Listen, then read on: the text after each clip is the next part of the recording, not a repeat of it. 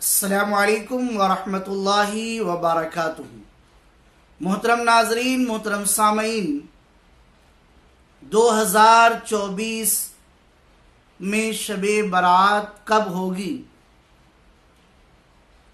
शाबान का महीना शुरू हो चुका है और ख़वातीन, मर्द व हज़रात शबे बारात को लेकर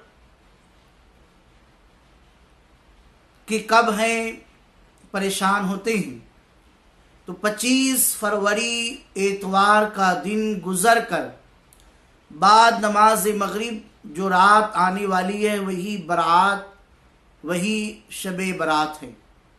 आप याद रखें, 25 फरवरी बरोज़ एतवार बाद नमाज मगरिब 15 शाबानुल मुअज़्ज़म होगी, वही शबे बारात है, शबे नजात है।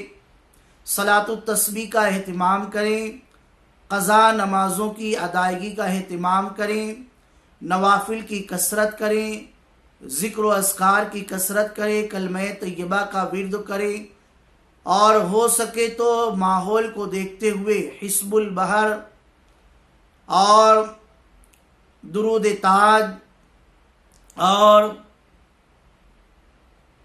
दुआए सैफ़ी,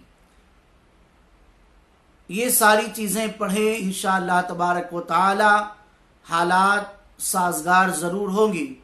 अपने लिए, अपने मरहुमीन के लिए ज़रूर दुआ करें, वालिदैन के लिए दुआ करें।